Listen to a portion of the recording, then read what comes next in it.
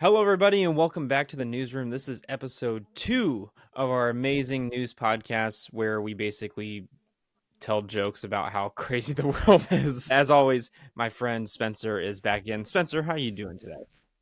Fantastic. My drink is frozen. My drink is... Are you ready to dive into it, man? Yeah, we got a jam-packed show. We got so many stories going on. Honestly, Dude. we had to cut out like 50 of them. So let's get started with the big one that everyone's talking about. Someone got shot, and it turns out he's important, so we got to talk about it. Why is it only when they're important? Like, can we just talk about that for a minute? Like, if it's a black guy in Chicago, forget about it. Or a white guy in New York, got to talk about it. Well, in LA, there's so many people getting shot constantly. It's like, this is America. You know that song, Don't Come to LA. Nobody messing with me. I go full swab broke for that jewel. I mean, it's so funny too. Like watching the response of people are like, yes, he's dead. That's going to change everything. And it's like, guys, it's one guy. Like nothing's... It literally changes nothing but the amount they spend on security, which affects your premiums. So going to cost more. So your insurance is... Okay, he's an insurance exec and, healthcare, whatever. And it's just going to make your premiums cost more because they now have to pay for security.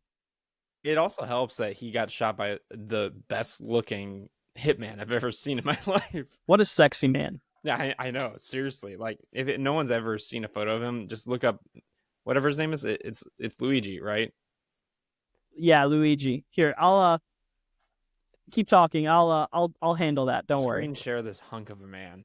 Dude, even when he's getting arrested, he looks so happy. He does. He's like, my time has come. Listen, this is what we're dealing with right now. Look at that smile. Look at that smile. Look at this guy. Oh, look at that. Honestly, that photo looks way better than the other photo from the top on the top left of your page. The top left of your page looks like some like Joker, the Batman stuff. You've seen the Nicolas Cage and the other guy meme where they're driving in a car and he just goes, and Nicolas Cage just stone cold, I'm gonna kill you. Yeah, that's what that looks like. That's what that looks like. Oh man, that's this guy. This guy's got some issues. It honestly, it's one of the weirdest stories I've actually seen. Because so let me take you to when I heard this. I didn't know that I heard that the CEO got shot and that was it. And then I saw the video where the dude knew where he was early in the morning, came from behind him and shot him like an assassin in Call of Duty. Yeah. Okay. Yeah, he did his research. That's what the news reports are saying. Which is crazy. And it's also crazy that a CEO of $1 billion company didn't have a single guy in security. Well, when you're in New York at 6 o'clock in the morning, going to a hotel, do you really think you need security? It's New York at 6 o'clock in the morning. I mean, yeah, but he's staying at where insurance CEOs stay at. So, that maybe there's a sense of like security, like I'm safe here. My brethren are here. My fellow insurance agents and CEOs are here talking about how they're going to raise rates again. And raising the rates. As someone that lives in Florida, I know about raising rates after a hurricane. I am, in fact, a Californian.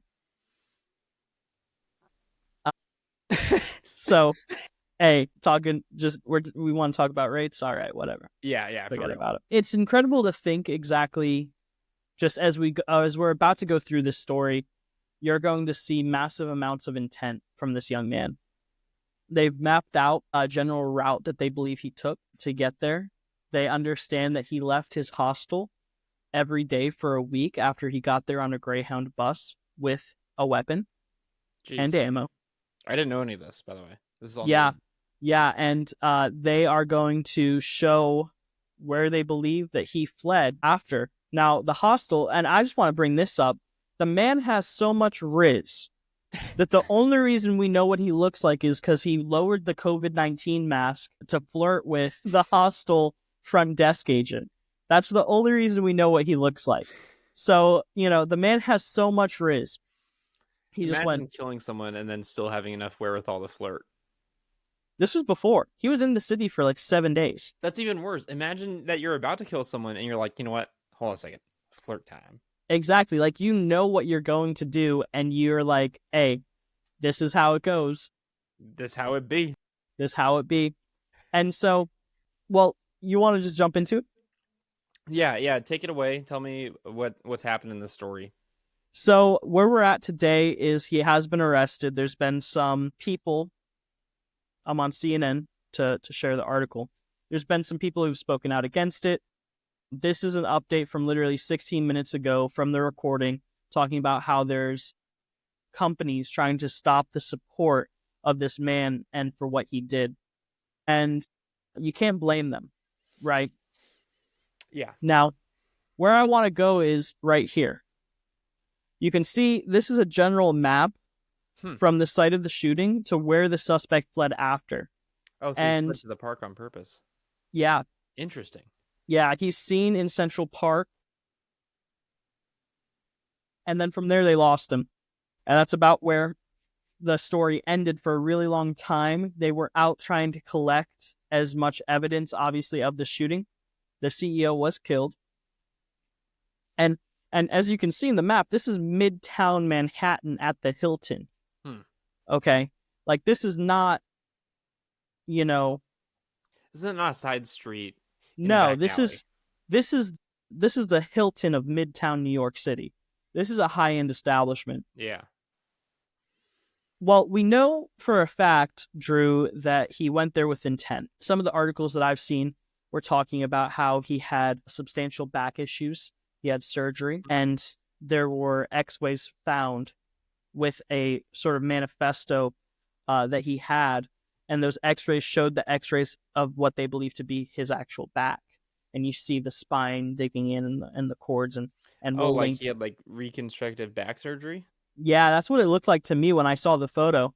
I was like, this is interesting. And so the story starts about a year ago. Okay. After this back surgery, he's in Honolulu for a while. He cultivates a friend there, and the guy says he's a nice guy. He's a decent guy. He's a smart kid. This man graduated alma mater of Penn State. Okay. Right? Ivy League educated. I heard he was valedictorian. Valedictorian of his high school. Super smart guy. Private high school. And he comes from money. And that's objective. His family has money. They own property that generates substantial income for them. So about a year ago, after the surgery, he goes no contact with them. And we see that basically this man has now gone recluse, fully reclusive. And we don't know exactly when the plot to murder this man happened, but we do know that it happened. We know that he got on a Greyhound bus because he couldn't fly in because he brought a gun with him. He brought ammo with him. And so when he arrived in the city... He was all prepared. Like he knew he was prepared. This was premeditated. He knew what he was doing. Interesting. And so he, as a young man, decided, you know what, I'm going to do this thing. This is what he's actually arrested on, which I think is very telling. It says that he was arrested on a gun charge Monday after being picked up while eating at McDonald's in Altoona, Pennsylvania, following a call to the police by an employee. The NYPD chief of detectives said the 26-year-old had multiple fake IDs and a 3D printed gun with a suppressor, according to officials. That's like some Jason Bourne crap right there. Dude, 3D printed gun. Yeah, that's insane. And it worked. It worked. Obviously it worked. He shot the guy. It's not like he went to pull the trigger and he went, sorry, this didn't work how I thought. That's my bad. My bad. Let me just pull up my backup six shooter, 6-hour revolver, right? This isn't a mafia movie. Like literally he went and he 3D printed a gun. He had a suppressor and he took the guy out. Dude, 26 years old. 26 years old. Well, how old are you? Hold on a second. How old are you? I turned 25 this month. Okay, so I'm 28. So he's basically like right between us age-wise. Yeah. That's crazy. Yeah, and so he is the primary suspect in the killing of the UnitedHealthCare CEO, Brian Thompson. This was not an ordinary guy. He was the CEO of UnitedHealthCare. He faces murder. He was denied bail, and Good. Good. he has some stuff to deal with. Now, one of the things to mention here is that the family did try to contact him throughout that year while he was being extremely reclusive, and he didn't reach out. Interesting. Yeah, he did not reach out. And something interesting as well is that during this time, you see that even as this manuscript is found of what he wrote, the the Unabomber, the Unabomber's brother, Yeah. comes out and he's like, it's a terrible mistake if he influenced Luigi. He's like, this is the worst thing that my brother has done. It's a terrible mistake. So I want to read this because I think that it's very telling where we're at in this investigation. I feel like I know. everybody's I know it shouldn't be like making fun of a guy getting disowed by the Unabomber, but I just think that's our. it's not it's the brother. Like the Unabomber's like, I don't even want to talk about it, and the brother's like, this is terrible. This ain't it, Chief. Yeah, this ain't it, man.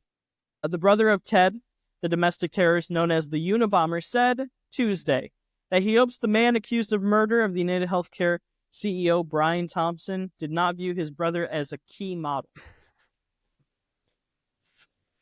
Man, speaking out against it. All right. And is distressed that his brother's actions decades ago may motivate violence today. This is the thing about the brother of the Unabomber. He understands, like, listen, my brother did a terrible thing, did something awful. And even now, just thinking about that, the violence might have come from this. I do have to say that I sympathize with him. Yeah. Oh, definitely. Family making bad decisions. And getting passed down to And other people. And it goes down the list, and it affects people even today. The interesting thing here is that, I don't know if you remember when the Unabomber happened. It was before we were cognizant. It happened 2 decades ago. Yeah. Like for 2 decades, Ted raged a deadly bombing spree that killed 3 people and injured 23 until his capture in the Montana wilderness in 1996. Like, I wasn't born yet. I was born in 2000. I was born in 96, so this is like right on the Born edge. in 96. So this was, what, 28 years ago? Yeah, basically. So 28 years ago, this guy's actions might still even have an impact today. And I think that that's one of the things that's really interesting here is that you see in the culture that these bad things that happened decades ago are still having ramifications today. I was watching a couple of YouTube videos earlier, just in, the background, about Ruby Ridge. No, yeah. About Waco, Texas, and things like that. And I think about how that has impacted our modern view of the cult today, like a modern cult, Jim Jones and things like that. I don't know. I'm a weird person, so I think that stuff's really interesting. And I think about how it affects us today and how things still happen today. And this is just a prime example. Yeah, the way I take it, so before we continue, I think we're entering into the opinion time comment of... I think we are, but I just want to pull up a photo of the Unabomber. and since we're on opinion time, look at that hair. I knew a guy in college that kind of looked like that.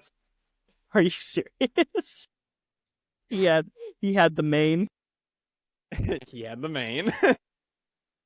Man. Yeah, so I don't know, like, obviously, as a Christian, I tend to view things based off like my Christian perspective and worldview, which I know for some people they don't fully understand. So let me just like go on a rabbit trail for a second.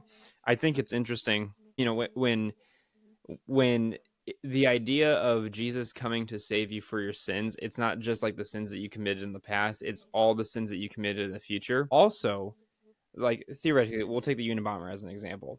Let's say, for example, after he got caught, he became saved. Okay. And he became a child of God, I guess. His actions beyond there, even though he's saved, not only like killed people, but now that's affected their families and their kids. And just seeing this line of damage that goes on even after maybe he like got saved. I don't know about you. It makes me extra aware of like the things I do. because not only like if I hurt someone or I try to go my way to be malicious, I'm not just affecting them, I'm affecting them and everyone after them. And like that sin comes on to another sin, comes on to another sin. But Right. not in the sense of like, oh, we got to be afraid of everything that we do. But I'm I'm extra aware of like, man, the things I say or the things I do have more impact than I ever think that they do, if that makes sense. Right. I mean, I think we see that in the story of David, right? We're Yeah. both Christians. We have different perspective on things, but at the end of the day, we're still brothers in Christ. And I think we see that happen in the story of David with Bathsheba. He Mm. kills a man, and then out of his, and then you see the line of consequence, right? Yeah. And I don't think that just because you're saved, God saves you from bad consequences or Mm. from consequences that are bad happening. I think that as a human being, you have to be able to not only own what happened, but you got to be able to change and grow and become a better person from what happened. And how do you do that without consequences? Yeah, and there's consequences for everything that we've done. I'm also like really struck by the story because I joked about it at the beginning, but what does this really change? It his obviously he's has discontent with the health system. He for personal reasons, which I sympathize with. I understand where he's coming from, and I also understand that no system is perfect, and every system can be fixed or become a little bit better than it is right now. But realistically, like no one's like, oh my god, the CEO died. Now we got to change the entire healthcare system, and like that Well, death, it's not like killing the president of a country. Like they don't, the company still works. Like it's still moving. right. They're not really They just get changing. a, this is the thing, they just get a different guy. Yeah, exactly. So it's so weird for me to see a guy who's so intelligent because he is intelligent, not realize that, well, either not realize or think that even if it doesn't do anything, that's the only thing that he should do is kill the guy, knowing the consequences. Right. Listen, I think that this is just a failure of the system at the end of the day. What are we teaching our young men and our young women? And I'm glad we're in opinion time because I'd like to just mention he went to an Ivy League university. Okay, that's fact. We know he went to Penn State. He got a bachelor's and a master's. Okay, what were those classes like? I mean, we know that Antifa was birthed on the college campus. That's where the original movement started. And if that type of radical was birthed on the college campus, then this type of radical could have been birthed on the college campus. And it brings into question what we're teaching our young men and our young women at a very vulnerable age. And that's kind of where I lean on the story, and we can talk about potential motives. I think that a big motive was he was in pain. Yeah, definitely. I mean, that was testified to by his friend in Hawaii. Honolulu, I believe, was the island. I think that a portion of that was in culture. I don't know how to say this. And I think in culture in general, we don't necessarily value others as the American culture used to. I think that's a big one for me, Yeah, is that definitely. I think contributed to this. And then I think that one that that as we kind of do a pre-show and it takes about an hour to go through all the news stories and cut things and do what we have to do. But what you had said, and I'd love for you to pick up on this, is, well, what community did he have, if any? Hmm. You know, like, Yeah, and the fact so this is also like this is a fascinating topic for me. I'm curious about what your opinion is. okay, To some extent, with anything like this, there is a certain amount of blame that needs to be put on the loved ones. I'm not saying that like they're responsible or like that they caused this, but like for the most part, almost any mass murderer or mass killer, they're abused by their parents or they're not engaged, manipulated or allowed to do what they're doing. To some extent, like where's the line of, okay, you know that your son or your friend had massive surgery and it seems like it's affecting him. He's pulling back. You're trying to contact him. He's not reaching out. Maybe he was off the grid. I don't know, but like at what point do you stage an intervention or try to like get help? And I don't know the answer to that truthfully, because I also think it's such a hard thing to say like I'm not by the way, I'm not saying that the parents are the reason why this happened at all. Right. But for example, if I knew you in California were not reaching out to me after for like 6 months, and I've been trying, and I know that you went through a bad surgery, bro, I'd actually fly out to California to make sure that you're okay. Like I would go Right. that far just to make sure. So that's where I'm like, I'm struggling to understand why no one did that, and to some extent, that's also on him. Like, there's a reason why it's important to be around other people that can challenge you, Right. and that's your decision first and foremost. And so I think that, listen, whenever you have a case like this or something similar like what has happened, where you get a photo of the suspect. By the way, we didn't talk about this, but the only reason why we know what he looked like was literally because he removed the COVID-19 mask, the mask that he had on, and flirted with the hostel worker, right? The only reason why we have a photo of him right now, right? The only reason why we had anything to real substantial to go off of. Well, the shooting happened almost a week ago. Hmm. And for 6 days, we didn't know who this man was. It's been on news stories. It's been on Fox News, CNN, MSNBC, ABC. Everybody's got a mom. Everybody's got a dad. Everybody has somebody know them. Well, why did it take us almost a week to find the guy? Yeah. I think there's a certain level of responsibility for family that we have to give them. But at the same point, when they are in trust, and this is where I lean towards this. Where does the radicalization happen? Where does the drive to commit something like this happen? I think oftentimes we find radicalization on the college campus in either direction. Okay, opinion time. I think it happens way more than we'd like to admit. And I think that it happened to this young man. And I think that a lot of parents entrust higher institutions of education with their children to get a good education, and instead they get radicalized. This is how the Soviet Union, Marxism, took over. Well, and I also think that so I watched a video today on this is I feel like I bring up just the weirdest random things I watched or listened to. I We watched a both video do. on the social contract of dictators. Oh, It's just fantastic. really weird. That's wild. Are you wanting to be a dictator, Drew? Absolutely not. No way in hell. Basically, though, the idea is this: a dictator has an power because the people allow it to some extent, Right. and anyone from like Vladimir Putin to Adolf Hitler to any of the worst dictators ever, they were put into power either unjustly, unfairly, or maybe fairly. And even though they were a dictator, their power was to some extent a mutual agreement. Hey, the dictator does these things for the people, whether they like it or not, Right. and the people disregard what the dictator did. It's a mutual agreement. And oftentimes dictators don't arise unless there's social unrest. So for me, I think that a lot of the issues that we see in the story, or maybe the story in general, wouldn't have happened if there are better options of our healthcare system.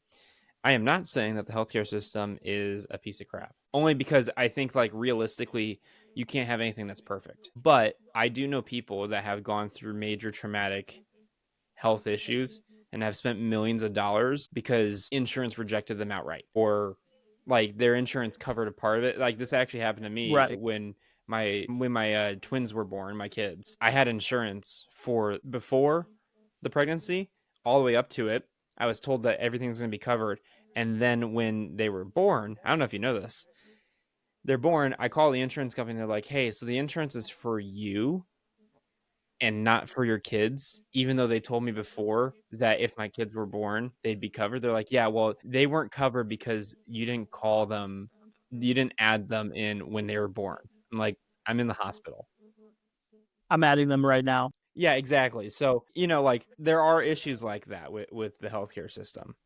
So I think Right. that some of these issues that we're seeing of people with discontent, it wouldn't happen if this guy wouldn't have done this if he felt like that the healthcare system actually helped him. If is what I'm trying to say. Right. Well, I My opinion. understand that. I understand that. And I get your opinion. I don't think you're wrong by any means. Thank you. But I think there's a certain level to it of complexity where it's like, well, the healthcare system fails how many Americans a year, and none of them go out and shoot a CEO. Yeah, excellent point. Excellent point. So I don't think that that's the full. I think that's a part of it, but I definitely don't think that's the full story. Yeah. And I think it's sad. It's a sad fact that happens. But I mean, at the end of the day, nothing in life, and this is my belief, gives you the right to shoot another human being. Yeah. And take their life. Okay. With that said, what radical thing had to have happened in his life? From schooling, from parents, from, and we can speculate. We probably will never know. That's fine. But what radical thing happened that turned it from just a normal American getting screwed over by the healthcare system that happens to how many a year? Let's be honest, a lot. A lot. To this. Yeah. This radical action. And that's what I think tonight's show is going to really demonstrate, Drew. That it is a story of people in the world going to radical actions after radical action after radical action. And I think the big thing is like, because, we did the rundown and we're like talking about all these stories and all these things. And it's something that's insane and crazy here. And then you got something kind of mild here. And then you got another just insane big thing here. And it's like, oh my Lord, can we just have a normal, talk about stocks and S&P 500s and things like that? But normal economics chat. Right. But like, as you prepare to take the next news story, Drew, I'm like, how crazy is this going to be? These next couple stories where it's just like radical people. Yeah, there's definitely, it seems like this last year, there's been a lot of crazy things that have happened, regardless of what side of the aisle you're on, we can all agree on that. So right. This next story, by the way, we are officially out of the opinion zone. So we are out of the opinions. No more opinions. Just facts. All facts. Just no feelings. Just facts. So the next story we have, this one's going to be interesting because I partially know some of this and you partially know some of this. So and we're just coming together at this point to try to make the story. Making the mighty middle, Making the mighty middle is wild. Made that on the spot. So the Syrian government has been overthrown this last week. And in response, 48 hours after it was overthrown, Israel just bombs the crap out of them. This is true. So this is accurate. Where do you want to start? Do you want to start with the bombs or the overthrowing? Dude, I think we take it in order of what happened. So I guess we'll start with the overthrowing, right? Yeah. So this is my part. So let's back up a year. Okay. The Syrian government in shambles, they've been going through a civil war for a very long time. And there's this faction. What's the name of it? I sent it to you. It's the Halat. Don't make me say that. Yeah, but Harat Tanar al-Sham. Halat Tanar al-Sham. So HTS. We'll just call it HTS. HTS. So HTS rises up and takes over a town in Syria. And by the way, if I'm slightly off on the facts, I'm trying to recite this from memory, so I could be off. So they initially take over this town in Syria, and they do some, violence against people. But then they say, no, we're not going to do that. And in a year, we're going to overthrow the government. And everyone's like, sure you will. Well, that was a year ago. A year later, on the dot, they start attacking this. They attack one of the main towns in Syria, where it's not the center of the government. That's Damascus, Syria, but it's it's two big towns away from it. So it's right. It's not. It's a major city. It's not Washington D.C. It's New York City. And these guys, they do a blitzkrieg on motorcycles coming down from a mountain. They have night vision goggles. Okay, and they're proficient with night vision goggles. Did they get them off Temu? They got them off Wayfair. But here's the crazy part. They make their own cruise missiles in-house. They make their own cruise missiles and start using their own cruise missiles. And the Syrian government is not the greatest entity alive. They have a decent military, though. Right. Dictators. Right. Most Middle East countries do. Yeah. Yeah, exactly. They got hosed. They got destroyed. And okay. so then, they're getting worked the Syrian It dictator, worked is wild, bro. like in one day, they basically lose this town out of nowhere. But you know what? Surprise attack. Fine. Let them have it. They They can back keep it. up to the next Yep, town, the one before Damascus. They get destroyed in one day.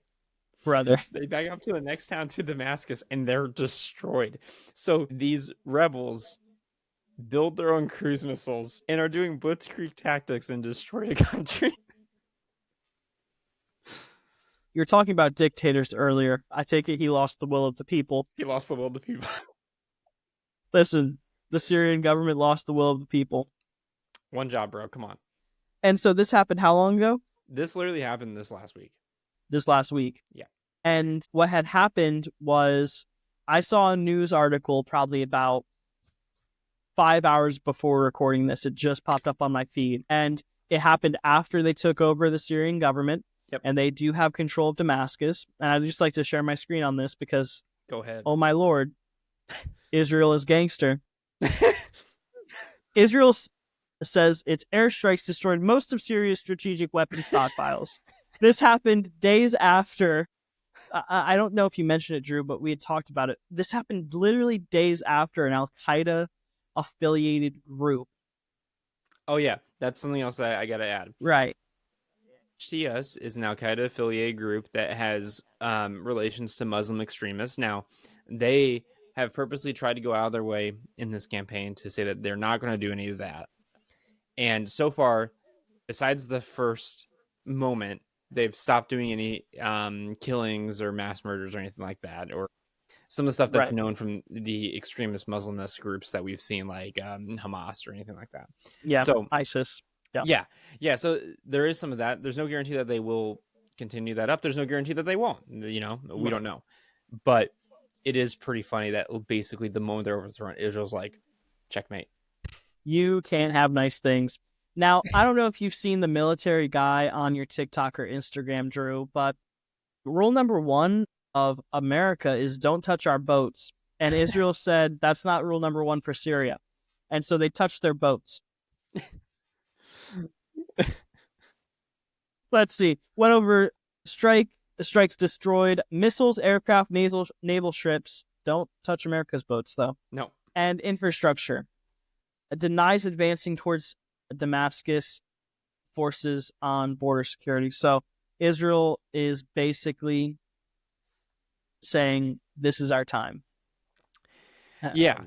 It is interesting that they took that opportunity fast, really fast. And regardless of how you feel about Israel, it is pretty impressive that they did that and basically had no kills. Like, that's pretty impressive, man. Right. None have been reported. It says basically that the missile vessels struck the Syrian naval facilities, and there were 15 Syrian naval vessels in dock, and that's where they had gotten most of the Syrian naval vessels. They basically pulled a Pearl Harbor on Syria. Sorry, are we not going to mention that? Oh, no, it's soon enough. It's not too soon. Okay, good. Happened like 80 years ago. I hope not. Come on. You weren't even alive for that.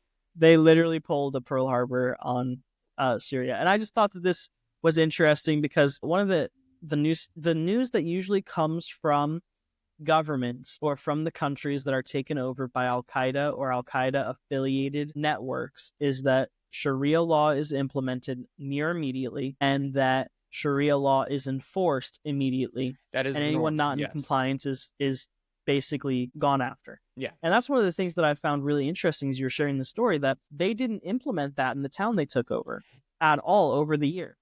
Well, and here's the crazy part. So a lot of times in like urban warfare, it's really dangerous for civilians. Yes. They went out of their way to purposely, like, once they conquered a town, hey, we're going to bring food and supplies to civilians and help them, which is insane because most places won't do that. That doesn't happen. Yeah. What's even crazier, though, how in the world did they make their own cruise missile? They had some backing. Someone's backing them up. Well, I can tell you it's probably not the United States after 9/11. Probably not. Probably not. Like, it's interesting to see, though, that you have more Al Qaeda and Al Qaeda affiliated groups taking over countries in the Middle East. Yeah. It's almost like propping up governments in American democracy without. So, listen, this is what the founding fathers wrote, right? Oh, wait, It's hold on a your. second. We're entering the opinion time. Okay. Are we in the opinion We're in time? the opinion zone. Okay, fantastic. Go ahead. This is what the founding fathers said. Benjamin Franklin says famously, "It's yours if you can keep it," and continues and says a time after that in essence, listen, this Constitution does not work without a good moral people to enforce it. Yeah. And so what we had done as Americans in the 2000s is we went to these Middle Eastern countries, we propped up governments. From the 80s, we did this in South America, right? We propped up countries on American ideals and American doctrine and basically gave them American democracy. But the morals, the character of those nations was not America's character that they had, especially at the founding. No, not only that, but if you think about it, what's more disconcerting to a population? It's not getting beat in a war. It's getting beat in a war and then having a government that they didn't choose tell them what to do. That's worse. Right. You know, that feels like a rubbing your nose in it. Right. So there, whenever you like have something like that, if you ever want to like reinsert not democracy but like just a new government in general, because sometimes there are bad governments that are abusive to their own people that they need to be stopped. Communism. Nazism, like everyone agrees Nazis are Fascism. bad. Yeah. Like, Yep. not good. Yep. The trick is not putting in a new government. It's putting in a new government that the people accept. That's the hard part. Right. So, well, we've seen this since World War One. Ottoman Empire fell, and that area of the world has been unstable ever since. yeah, and for a lot of reasons, you got economic reasons, religious reasons, and also just like deep cultural roots. Right. It is. So, unlike a lot of people, I am never going to say like I fully understand that whole argument because I do not. There's so much history and back knowledge on that. It is if that ever gets solved, that person needs a Nobel Peace Prize because that is one of the craziest conflicts in the last 100 years. Hundreds of people, hundreds of people could get together, and it could be the smartest people in the world. And unless they're from that part of the world and they understand the culture of that world, they will not be able to fix that part of the world. And here's the hard part. It has to be the people in that situation coming out of it, I believe, in order to actually get any progress truly done towards creating a stable system of power in that region. Yeah, and here's the hard part, because obviously, like, I lean towards one side on the situation, Right. However, it seems like while one side's willing to work more towards peace, when war comes, both are like, let's go. Like, they're excited to fight. And I don't blame any side for that. I'm not saying, like, one side should bow down and the other should. I don't believe that. Right. But it is interesting. Like, once they go hard. It's the conversation that we've had in private a few times before. It's like, well, why don't they just both lay down their weapons? Well, you lay down yours first. Yeah, that's exactly and then we'll lay down ours. Well, how about you lay down yours first and we'll lay down ours? And it's the conversation between Israel and Hamas right now. Yeah. Well, why doesn't Israel just lay down their weapons? Because if they do, they're going to get murdered and slaughtered. October was a perfect example of this. Well, why doesn't Hamas lay down their weapons? Because they have no place to go if they don't fight. And also, the other issue, this is someone that Simon Whistler is a guy that I listen to a lot. He mentioned this point. He said, Hamas is a terrorist organization, so their goal is to spread terror. So their success of any terrorist attack is not the retaliation, it's the terrorist attack in itself. If people are afraid, they've succeeded, and any retaliation is worth it because they're afraid. Like, you've already won. You've already lost in their game. Like, they've already won. Mm-hmm. They just want to sow terror. And that makes it hard because how do you fight? I know we're kind of going into like the whole Israel Hamas thing, but How do you fight a war where the other side's victory conditions are you fighting the war? Right. Like, what do you do? Not much, You can't roll over. Yeah. Just kind of pulling back to this Al Qaeda story, the fall of the Syrian government. HTS, yeah. Yeah, HTS. They won, not by terror, but by swift capital conquest. They took the capital city. And being won by the people, yeah. Yeah. And what is it? Winston Churchill. So Winston Churchill quote, and it's like, he's giving a speech. I'll tell you in the context I heard it. Pastor that I was at church with, a gentleman on the platform with him, and it was like 3,000 people there to hear him speak and preach. And so the pastor leaned over to the lead pastor who was about to speak and basically went, "Man, isn't this awesome? All these people are here to see you speak, to hear what your message that you're about to bring." And the lead pastor leans over, looks at him, and you might have heard this story before, Drew, but goes, "I bet more people would have showed up if I was being hung." Right? And it goes to that idea of people want outrage. Yeah. They want people, like, even if they don't want to admit it, they want the chaos that comes in it, especially in these terrorist organizations. Yeah. Now, some of them will blatantly say, "We don't want anything other than to cause chaos and destruction." And those people are evil, right? There's no justification for that.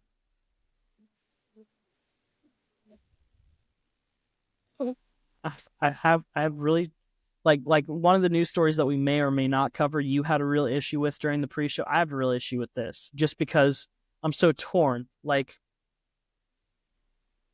they conquered the nation.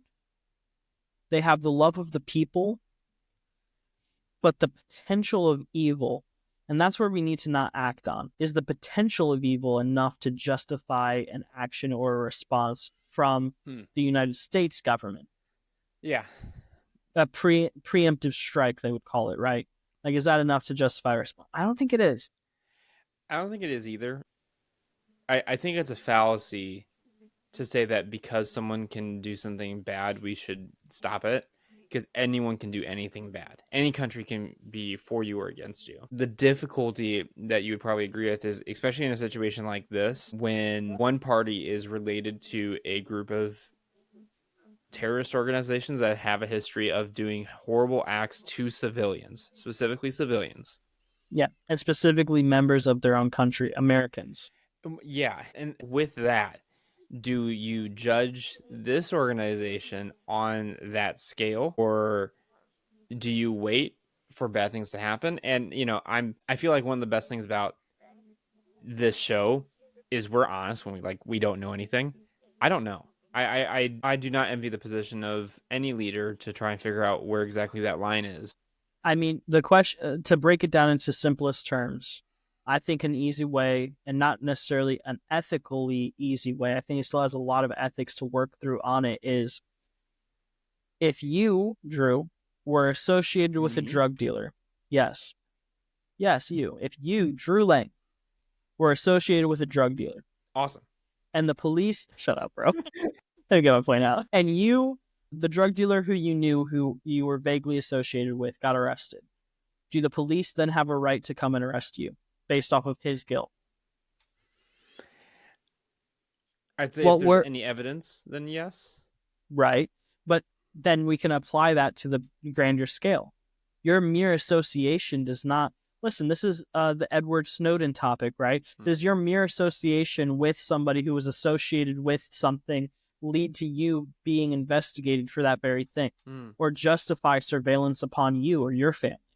Or justify surveillance upon your family in another state or your family in another country? Does your mere association with criminality... Okay, if you go out 10 branches of a social group, you know a criminal, guaranteed. If you go out 20, you know a terrorist. Okay, it's like, well, does your mere association with somebody who is associated with that lead to your guilt as well? Yeah. Well, I think you have to apply the same logic to this. Does their mere association with Al Qaeda lead to them acting like Al Qaeda? Or can we convict them based off of Al Qaeda's actions? I don't think we can. Yeah, I don't think we can either. I think that if anything, I think the right answer is to hope for the best and to not be negligent in Right. and how things are going, you know. Yeah, I would argue partially as well. What gives us the right? Well, that's a good question. And I asked that question mainly because what gave us the right to go in and do a lot of things that Americans have done. Now, listen, I'm a nationalist. I love America, Well, and I think that the you answer know, should but be still, like, what gives us the right? I Because if they're hold on, yeah, go if ahead. they're duly elected or if they're duly put in power, they have the love of the people and they've taken over a country. What gives us the right? What gave Britain the right to come over and try to say, nope, we're gonna take away your government, your We're gonna form of tax government? your tea. How dare they? I'm We don't even gonna drink start tea throwing, anymore. dude. Listen, income tax is a scam. I'm ready to dump tea in the water right now. Yeah, I think the right solution is making sure that things are going okay for the civilian population, but doing it away from a government organization so that it's Right, not affiliated with America's doing it or Europe's doing it. It is the Red Cross is here to help. right. An organization that's designed to help people and would know better, because how would a government agency know how to help civilians, realistically? Mhm. Like, that's not what they're designed to do. They're designed to moderate the society. Right. So that's the only way I think that it could be done well. Let's be honest, it probably won't. Yeah, I mean, we're entering a conversation basically Yeah, about globalism at this point, like yeah, what do global we know? We're just nothing, dude. podcasters. I'm a youth pastor, man. I don't know anything. I'm a The most server. I know is Jesus, and that's it. So. I'm a server. What do I know? How to make them tips, I know babe. how to give you food. You know what I also know? What? I know that France is in the news again. Tell me the story, because I don't know a single thing about the Okay, story. so the French are in the news again. I don't know how. Okay, here's the news article. After the Olympics. We're done with opinion time. Here's the news article. French opposition lawmakers brought the government down on Wednesday. Talk about bringing the government down again. Golly. Here we go. Throwing European Union's second biggest economic power deeper into political crisis that threatens its capacity to legislate and rein a massive budget deficit, far right and left wing lawmakers join forces to back a no confidence motion against Prime Minister Michel Barnier and his government, with a majority, 331 votes in support of this motion. Barnier was expected to tender his resignation and that of his government to President Emmanuel Macron. Macron Macaroni shortly. Jesus macaroni. Jesus Macaroni. Man, it's listen, the French know how to do two things: surrender and cause revolutions. And by God, I hope it's not a revolution again. Man, we've insulted the French, New Yorkers, and basically the Jews and the Muslims all in one op. This is amazing. Let it happen. I just Let it think happen. that it's crazy that, I mean, I understand that he's not liked by the French population. I get that. But at the same point, we did this like what, 2 years ago with MacArthur.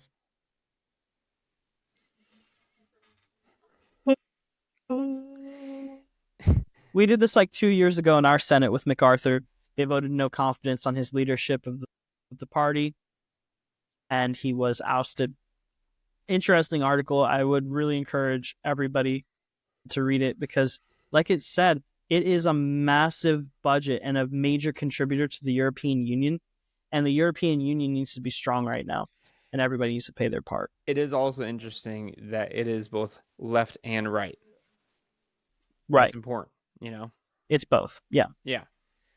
So definitely check that article out. We'll put all that in the show notes. And what's next? I know that we're kind of having the blast through all these now. We'll leave the video for the end. What about the box office showings for this year?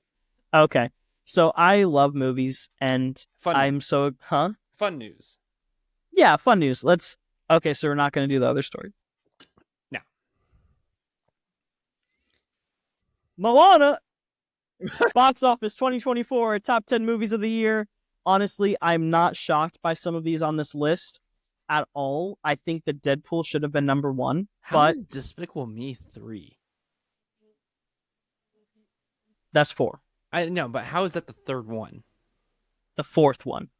No, so that's the fourth Despicable Me. How is it number 3 on the list?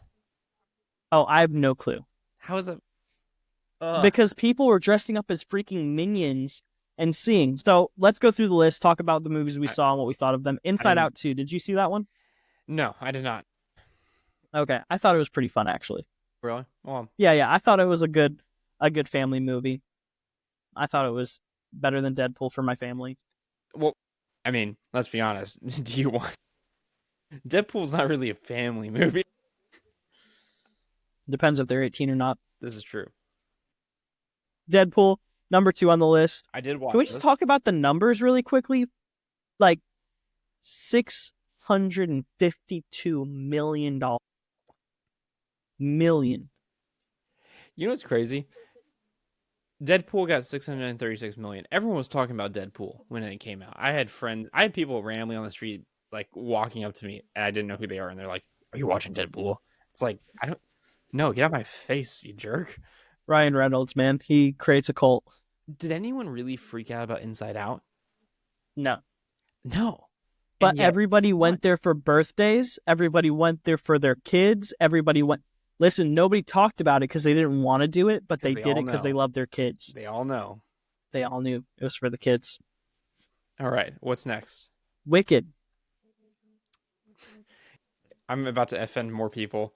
I refuse to watch it on principle. Why?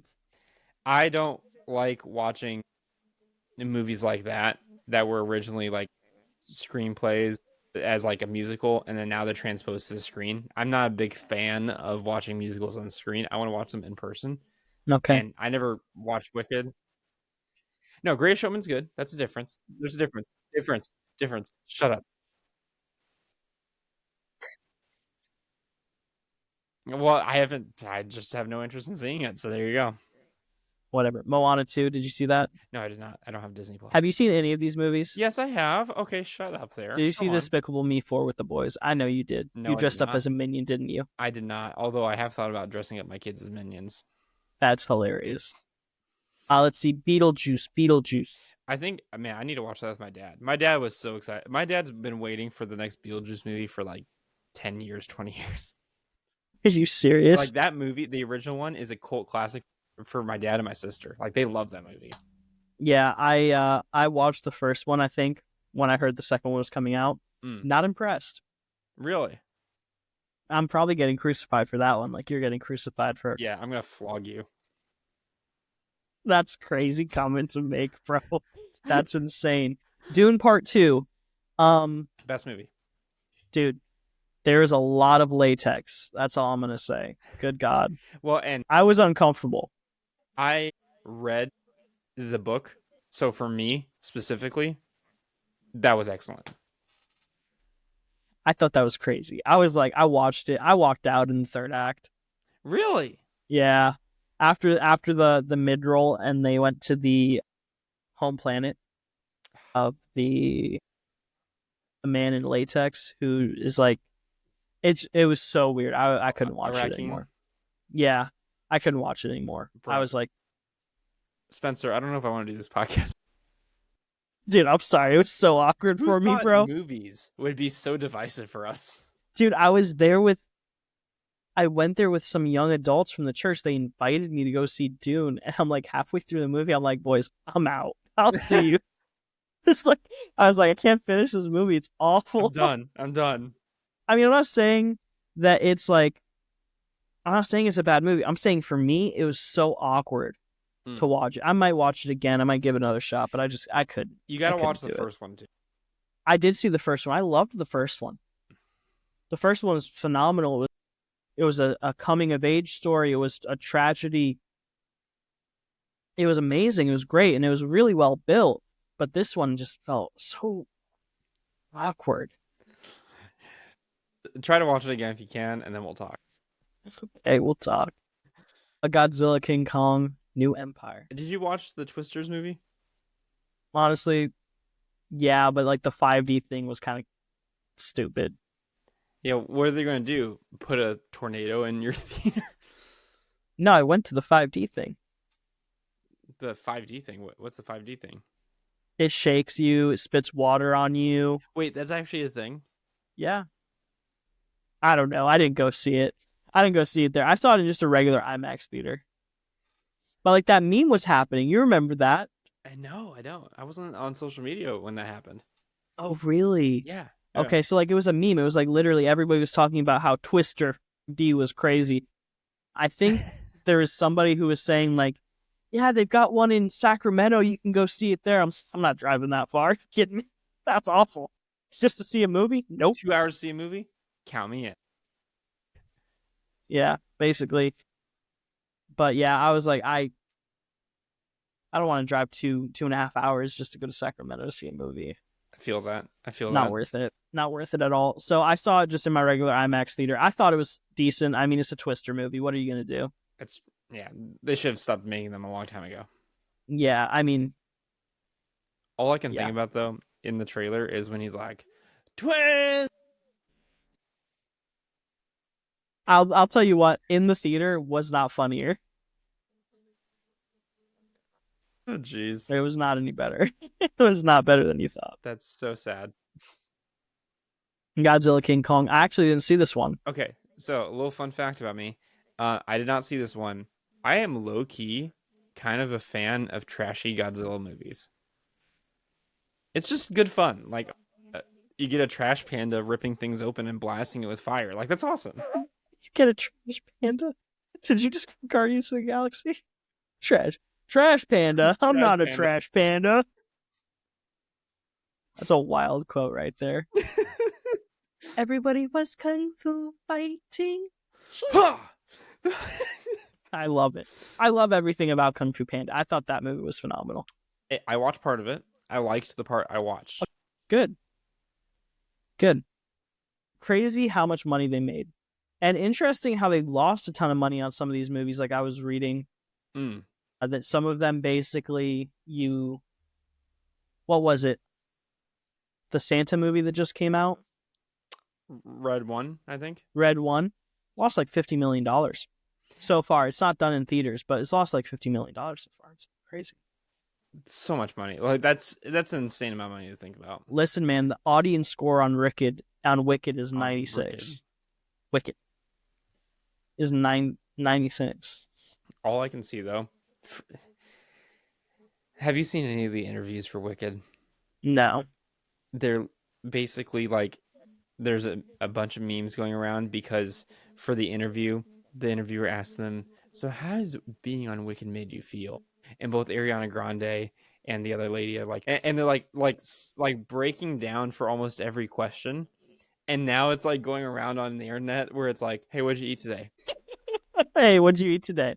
Don't worry about it. Forget about it. Yeah. So that was the top 10 box office movies of 2024. And we haven't seen half of them. We have not seen half. All right. We're little recluses, man. Maybe we're going to go shoot a CEO later.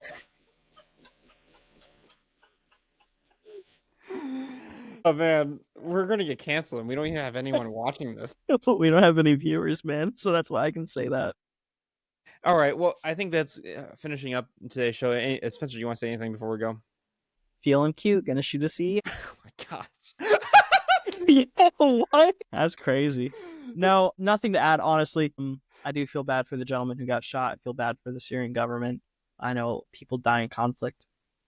And I just thought it was funny that those balloons came up and you didn't control that. Like, that just happened. I just went like this, and balloons.